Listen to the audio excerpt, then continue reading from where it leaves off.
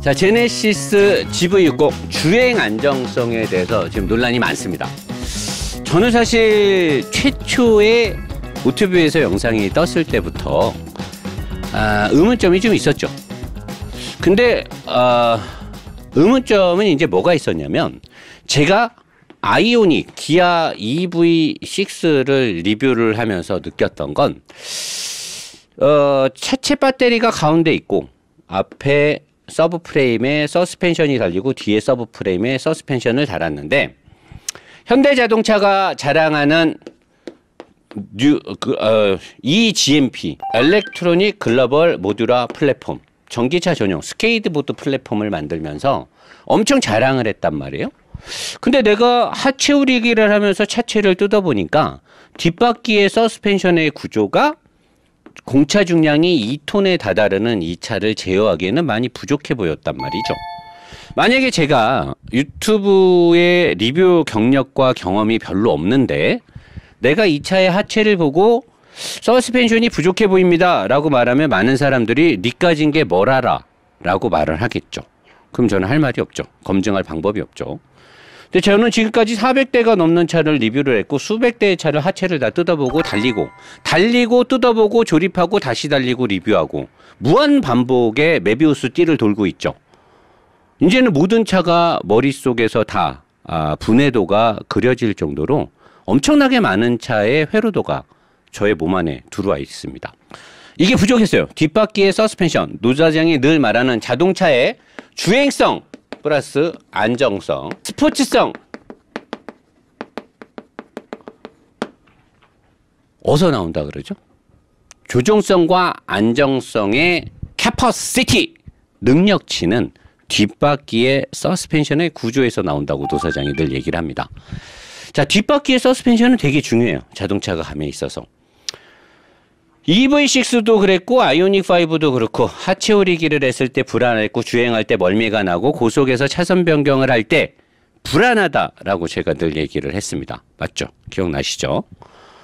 자, 그리고 제가 달리는 와인딩 코스에서 빠른 속도를 내지 못하는 건 제가 ESP를 끄지도 않았고, 저는 항상 모든 차를 동일한 조건에서 동일한 속도로 동일한 타각으로 실험을 합니다. 진입 속도, 탈출 속도 모든 것들을 다 똑같이 맞춰서 한단 말이에요.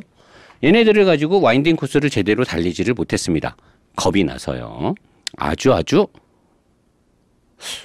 흉청흉청하고 뒤가 막 털리기 때문에 도저히 세게 달릴 수가 없었어요. 자, 근데 지금 논란이 되고 있는 GV60 제네시스는 아이오닉5하고 재원상 별로 다를 게 없죠. 중량이라든가 서스펜션의 구조라든가 오히려 더 고급 브랜드인 제네시스이기 때문에 승차감이 더 부드럽고 말랑마다하다라는 세팅값이 더 많이 있더라고요. 자, 그러면 제네시스 GV60은 제가 판단했을 때는 저의 경험과 제가 리뷰를 오래 하면서 봤던 저의 기준의 판단이죠. 제가 뭐 사실을 확인할 수는 없는 부분이고, 코너를 세게 돌면 속도가 높아지면 뒤가 분명히 털릴 거라 저는 예상을 합니다. 자, 노 사장님, 이 차가 뒤에가 털려서 문제가 되나요? 얘 말고도 이렇게 뒤에가 털리는 차는 많죠. 사람들이 그래서 차를 세게 몰지를 않습니다. 이런 차의 특성에 맞게 살살 타고 다니죠. 살살 타고 다니면 전혀 문제가 없습니다. 오히려 더 부드럽고 시내 주행에서는 훨씬 더 장점이 많아요. 자, 제네시스 GV60을 아이오닉5를 기아 EV6를 현대와 기아 자동차가 고객의 타겟층을 시내 운전이 많고 고속도로에서 살살 전비 운전을 하며 부드럽게 조용히 탄다라고 하면 이 세팅은 틀린 세팅이 아니에요. 그죠? 제조사가 그 타겟층에 맞게 차를 그렇게 세팅을 했기 때문에 이건 제대로 된 세팅입니다. 부드럽고 안락한 차가 스포츠하게 잘 달리기에는 굉장히 어려워요. 불가능하진 않지만 굉장히 어렵습니다. 그리고 그렇게까지 할 필요도 없고 이 차들의 가격 또한 그렇게까지 안 나와도 크게 비난받진 않습니다. 하지만 격하게 운전을 하거나 코너를 세게 돌거나 할 때 뒤가 털린다, 돈다, 이 부분에 대해서 많은 사람들이 수긍을 하고, 그렇기 때문에 그 차의 운전자들이 그 차를 타고 격하게 세게 몰지 않는 건 굉장히 좋은 바람직한 현상이고 바람직한 좋은 정보가 전파되는 거라고 저는 생각을 해요. 자, 근데 이 실험을 하는 오토뷰에서 제가 좋아하는 느껴 보시겠습니다. 김기태 PD가 파일럿을 했는데 사실 실질적인 파일럿은 아니죠. 거리라든가 또 파일럿 테스트라는 게 굉장히 거리라든가 진입속도, 속도 유지 등등 여러 가지 어려움이 있기 때문에 그냥 쉽게 저는 표현할게요. 그림을 그려서. 자, 코너를 돌아가서 차가 이렇게 나가야 돼요. 자, 진입속도가 70km/h라고 봅시다. 제가 그때 첫날 이 문제가 야기됐을 때 얘기를 했죠. 코너를 세게 돌 때 웬만한 우리나라의 일반 코너, 램프 구간, 고속도로 또는 대교라든가 국도 등을 들어가기 위해서 꺾어서 크로버 모양으로 돌아가는 그 램프 구간이 70km의 속도로 모든 차가 돌아가는데 전혀 지장이 없습니다. 자, 90km 전후에서 스키드 마크가 나죠. 자, 스키드 마크가 나면 더 이상 겁나서 사람들은 악셀을 밟기가 어려워져요. 저처럼 자주 차를 쏘는 사람들은 스키드 마크의 소리나 진입 속도나 앞바퀴와 뒷바퀴의 무게 하중 변화를 통해서 더 속도를 올리기도 하고 나 스스로도 겁먹어서 속도를 안 올리기도 해요.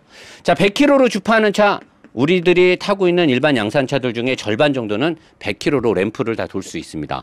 110km로 도는 차 우리들이 돈 주고 사는 차 중에서 한 5분의 1, 6분의 1 정도 110km로 돌아요. 이게 우리나라의 이 램프 구간, 코너 구간이 그래서 이제 코너 구간에 보통 속도 제한을 60 정도에 걸어버리죠. 조금 가파르다고 하면 50 정도에도 걸고. 자, 김기태 씨가 오튜브에서 했던 실험의 영상은 이런 완만한 구간은 아니에요. 그리고 차가 쭉 가다가 이렇게 가는 거기 때문에 우리가 실질적으로 일반 도로에서 회피기동을 했을 때 발생되는 현상인데 회피기동 때는 얘보다 속도가 월등히 빠르죠. 100km 구간을 달리는 고속도로에서 앞차에서 물건이 떨어졌을 때 회피기동을 딱 때린단 말이에요. 노사장이 리뷰에서 와인딩에서 보여주려고 하는 게 회피기동이란 말이에요. 엄청 제가 빠른 속도에서 코너를 잡아 돌리니까. 자, 이 속도에서는 제가 봤을 때 우리나라 전기차들은 잘 가기가 상당히 저는 어렵다고 판단을 하고 있어요. 아직 뭐 이걸 국가수나 어디서 실험을 하진 않았지만 제가 리뷰를 하면서 느껴봤을 때 이 회피기동을 100km에서 받아줄 수 있는 차는 저는 별로 없다라고 보고 있거든요. 자, 근데 어쨌든 오튜브에서 실험했던 건 이거를 했는데 자, 여기서 이제 어떤 문제가 있었냐면 제가 그날 첫날에도 얘기했죠. 전자제어 ESP를 껐느냐 켰느냐 되게 중요하다. 왜? 그는 곧 회생제동과 연관이 있기 때문에. 자, 우리나라의 전기차를 타는 여러분들 중에 이거를 아마 알 거예요. 우리나라 전기차를 타시는 분들. ESP를 켜고 주행을 해요. 그리고 회생제동이 단계 뭐 1단계든 2단계든 뭐 단계가 세팅이 돼갖고 본인이 지금 주행을 하고 있는 우리나라 전기차 타시는 분들 여기다 꼭 댓글 써주세요. 제가 이거 얘기하면. 자, 우리나라 전기차를 타고 쭉 가요. 악셀에서 페달을 놓으면 지금은 ESP가 온 상태입니다. 켜져 있는 상태예요. ESP를 끄지 않은 거죠. 일반적인 주행이니까. 주행을 하다가 악셀에서 발을 놨어요. 회생제동 걸리죠. 회생제동 걸려 안 걸려? 본인이 회생제동을 끄지 않았을 때 본인이 주행을 하고 있으면 그죠? 본인이 주행을 하고 있으면 악셀을 놓으면 회생제동이 걸려요. 회생제동이 걸리면서 브레이크가 걸리는 것과 거의 한 60~70%에 가까운 제동력을 발휘를 하죠. 쓱 쓰면서 그걸로 충전도 해주죠. 그쵸? 자, ESP 온 상태에서 앞에 이렇게 코너가 나왔어. 자, 운전자는 늘 하듯이 가고 있어. 시속이 80km야. 자, 80km로 돌기에는 약간 가파른 코너야. 코너가 좀 만약에 가팔다고 치면.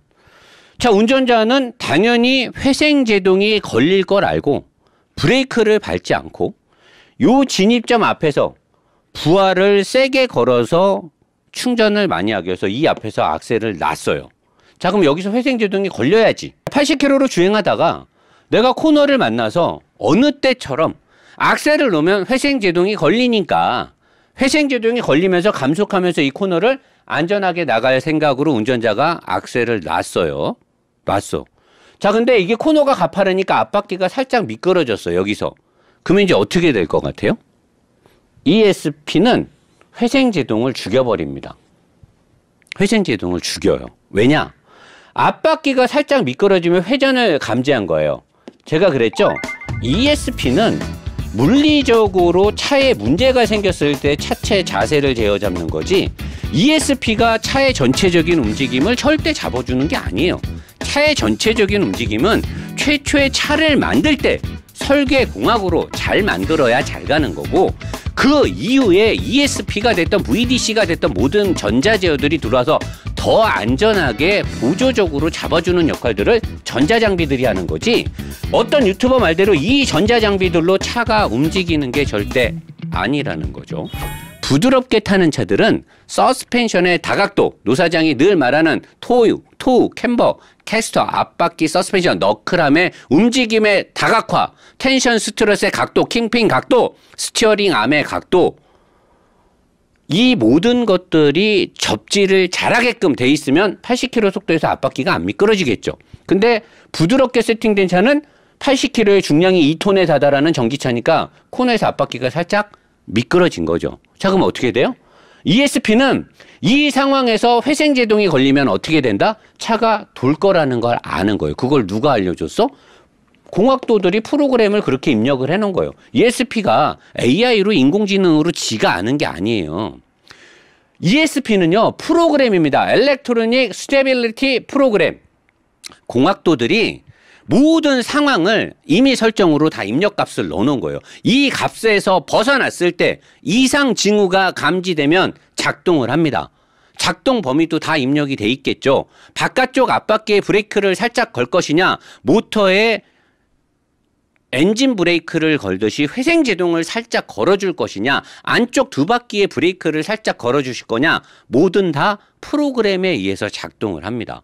자, 앞바퀴가 살짝 미끄러지니까 ESP는 뭘 판단했을까요? 자, 지금 속도가 80이야. 핸들이 틀어져 있어. 타각값도 입력했겠죠. 언더스탠. 앞바퀴 미끄러졌어요. 휠, 스피드 센서 감지했죠. 언더스탠. 그 다음에 속도 감지했죠. 언더스탠. 뭘 해야 돼? 여기서 회생제동 들어오면 우리 코너 들어갈 때 수동차 사이드 당기는 거랑 똑같은 현상이 되는 거. 그럼 어떻게 돼? 차 돌죠. 차 돌아요. 그래서 ESP가 켜져 있는 상태에서 회생제동이, 직진에서만 회생제동이 듣고 코너에 들어갈 때는 회생제동을 못 잡아요. 지금 회생제동이 들어오는 게 위험한 상황인지, 더 위험하게 되는지, 더 좆대마스로 가는 건지, ESP의 개입 여부를, 아니 회생제동의 개입 여부를 ESP가 프로그램 입력된 걸로 돌리겠죠. 그죠?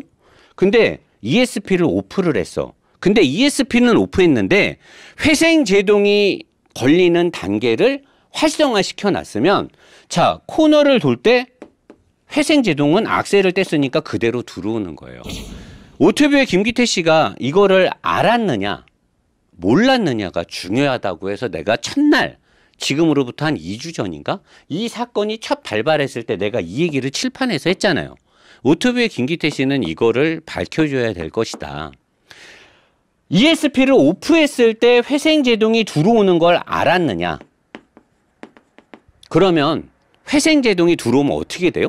코너에서 딱 슬라롬에서 딱 했는데 회생제동이 들어왔어. 그럼 사이드 땡긴 거야. 우리 수동차 탈 때 사이드 땡긴 거나 똑같은 거. 그럼 차 어떻게 돼? 확 돌죠.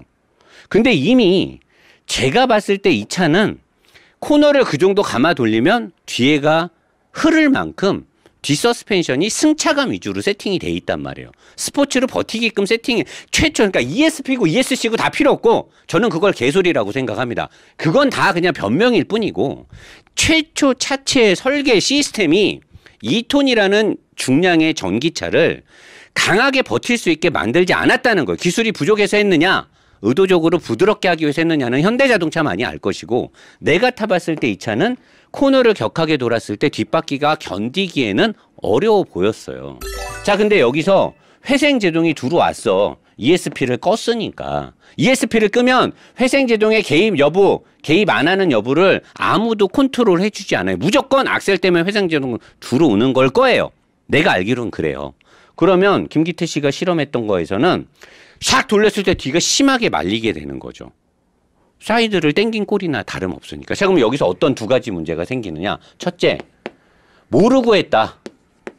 모르고 했어. 회생제동이 그렇게 세게 들어오는 거를 몰랐다. ESP를 껐으니까.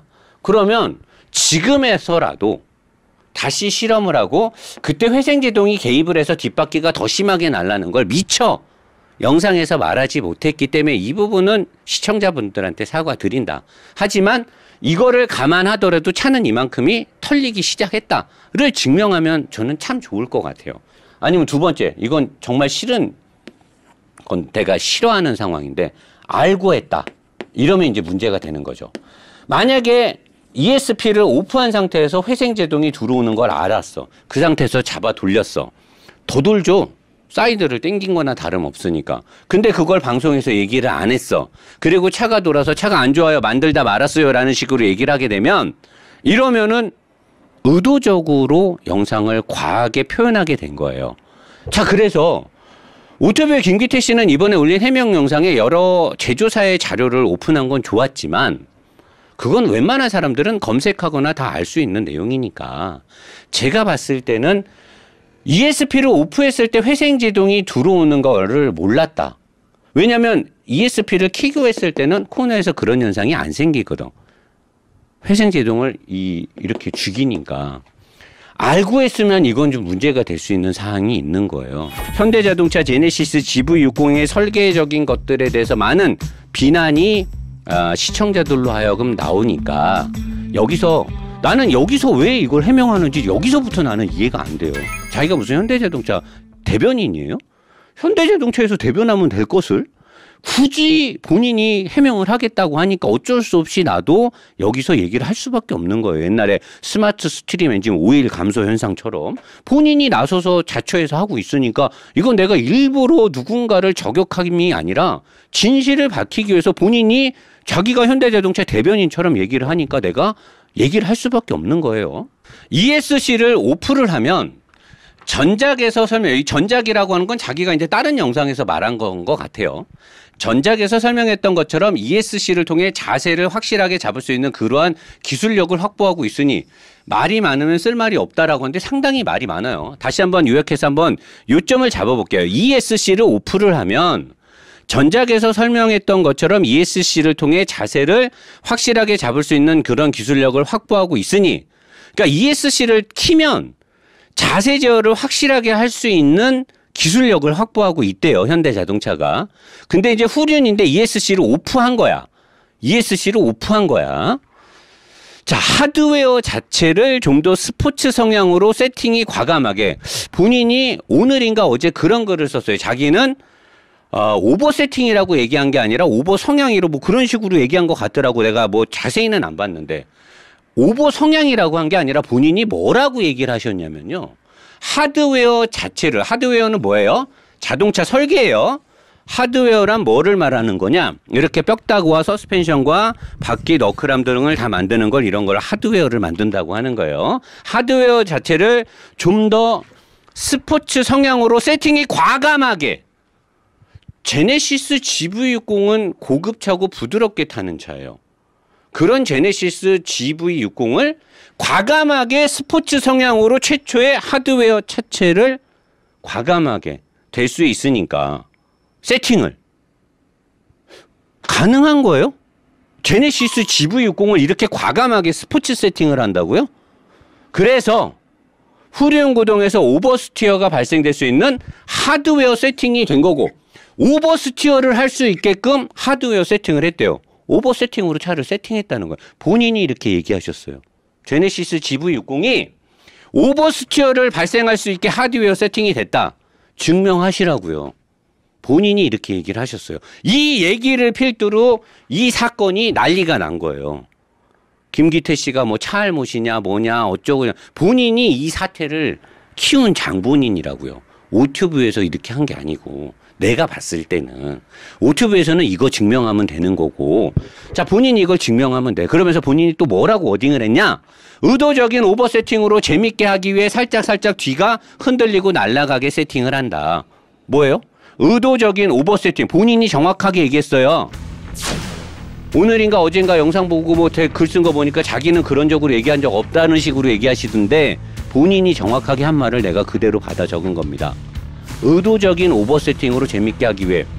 제네시스 GV60이 재밌게 타는 차예요? 다시 한번 물어볼게요. 제네시스 GV60이 재밌게 타는 차예요? 다시 한번 물어볼게요. 제네시스 GV60이 스포츠카처럼 재밌게 타는 차입니까? 거기서부터 답변을 해주세요. 아시겠죠? 운전의 재미를 위한 스포츠 세팅이라고 말을 합니다. 그리고 나서 그 다음날 두 번째 영상에서 차를 가지고 바로 서킷에 가서 영상을 찍었어요. 본인이 테스트를 하며 11분 50초에 정확히 이렇게 얘기를 합니다. 이 차는 기본 성향이 약 언더 세팅이라. 뭐예요? 왜 이렇게 자동차의 제조 설계가 후라이팬에 후라이예요? 딱 뒤집으면 끝나? 다 익었으니까 오버사이드 선셋에서 딱 뒤집으면 끝나는 거야? 뭐야, 오버 세팅 했다며 제조사가. 근데 본인이 운전하고 언더 세팅이래. 뭐야 그럼? 언더 세팅인데 뒤가 말리게 재밌게 했다는 건 뭐야? 말장난한 거 아니에요? 세 번째 영상. ESP를 끄면 회생 제동에 의해 뒤가 돌 수 있다고 한다. 이 얘기를 해요. ESP를 끄면 이거를 누가 알려줬다는 거야. 누가 알려줬을까? 본인이 알았을까? 아니면 누가 알려줬을까? 현 시점에 와서는 그래요. 내연차와 전기차는 다르다. 전기차는 ESP 없으면 못 간다. 왜 못 가요? ESP는 프로그램이에요. 자, 내연차는 엔진이 터지죠. 풍풍풍풍 터져요. 커넥팅 로드를 왜 달았어요? 커넥팅 로드를 달아서 크랭크 축의 수직 왕복 운동을 회전 에너지로 바꿔주기 위해서 커넥팅 로드와 크랭크 축을 달죠. 자, 내연기관과 ESP는 동력원이 다르다. 전기로 가느냐 휘발유로 가느냐지 자동차의 기본적인 하드 구성이 바뀌진 않죠. 자동차의 바퀴가 굴러야 자동차가 갑니다. 굴러가다가 자세가 흐트러지기 때문에 위험한 일이 생길까 봐 ESP를 다는 거예요. 그죠? ESP가 차를 가게 하는 게 아니라요. 엔진이 팡팡팡팡 터지는데 그거를 왜 터트려요? 회전 에너지를 만들기 위해서. 회전 에너지가 있어야 바퀴가 돌아가니까. 엔진에서 나온 회전 에너지는 어디로 가죠? 미션으로 가죠. 감속과 증속을 통해 바퀴를 굴려요. 자, 그렇게 가는 차가 미끄러지거나 동적인 움직임에 문제가 생겼을 때 최소한의 안전을 위해서 ESP가 작동을 합니다. 자세 제어라고도 하죠. 내연기관 차는 자세 제어고 전기차는 전자 제어다. 뭔 개소리예요. 전기자동차는 어떻게 가죠? 모터가 있어요. 배터리에서 전기를 줘요. 회전을 합니다. 회전 에너지가 만들어졌어요.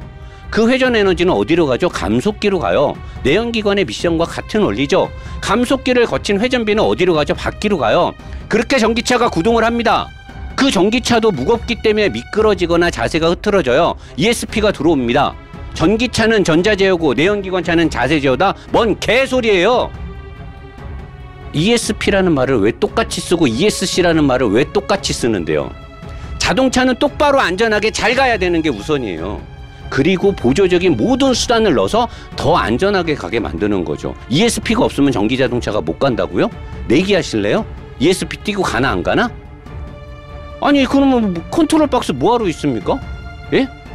인버터 있고 컨버터 있고 모듈 컨트롤 박스 있잖아요. 뭐하러 있어요? ESP가 그렇게 중요하면은 ECU도 달 필요도 없지. ESP가 다 하면 되는 거지. 그럼 ECU를 뭐하러 달아요? TCU는 뭐하러 달고 ESP가 다 하는 거면.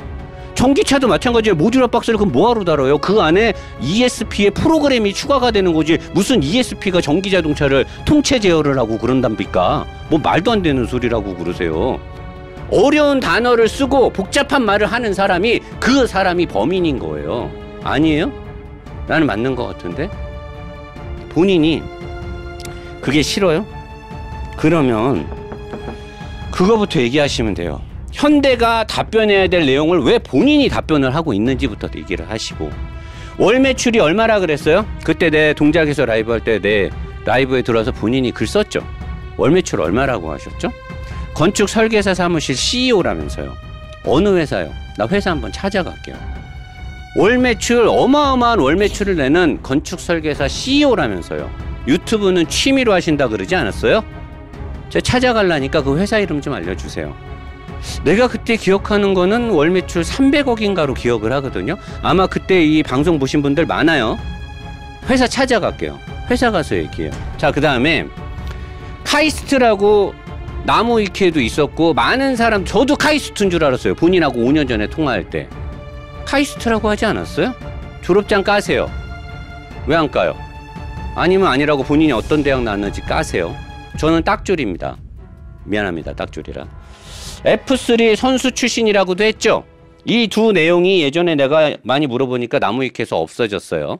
F3 선수 출신 까세요. 이것도 본인이 사람들이 물어보면 아니면 아니라고 얘기를 해야 되는데 아니라고 얘기를 안 하잖아요. 무언의 인정을 하고 계시죠. 인정 까세요. 알루미늄 합금으로 저를 조롱하고 놀릴 때 차 안에서 그때 무슨 뭐 3,000방이 어떻고 4,000방이 어떤 본인이 뭐 재료공학인가 소재공학을 전공했다 그래서요. 무슨 학과, 무슨 대학에 무슨 학과에서 이걸 했는지 이것도 까세요. 이걸로 저 많이 놀렸잖아요. 알루미늄 합금이 진동감세 못한다고 미국에 있는 그 공학도랑 저 많이 놀렸죠. 미생이랑 까세요. 무슨 대학교에서 재료공학을 어떻게 공학을 전공하셨는지 까세요. 그러면 요거 증명되면 이제 이거 교차 검증 들어갈게요. 지금 서킷 대여 비용 다 준비됐고요. i4 전기차 준비됐습니다. 교차 검증 들어갈게요. 제가 직접 할게요. 다 해서 i4도 돌고 그거 돌고 다 증명합시다. 자, GV60 만약에 내가 해서 안 돌아요? 안 돌고 GV60 안전한 차라고 내가 홍보대사 할게요. 됐죠? 됐죠? 다 할게요. 교차 검증 들어가자고요. 다 준비됐거든요. 차도 준비됐고 서킷 비용도 본인 친구 차 GV60만 갖고 오면 됩니다. 모든 게 클리어요. 하지만 그 전에 이거부터 까세요. 본인이 하도 똑똑한 척, 많이 아는 척 자랑하시니까 이거부터 까시면 됩니다. 예? 본인이 예전에 이거 갖고 많이 추앙 받으셨잖아요. 교수님 소리 들으면서 엄청나게 추앙 받으셨잖아요. 진짜 교수님 맞는지 한번 까봅시다. 본인 어떤 사람인지 까봅시다. 그리고 나서 요거 검증 끝나고 나서 제네시스 GV60 검증 들어갈게요. 아시겠죠? 준비되셨어요? 저희는 준비됐어요.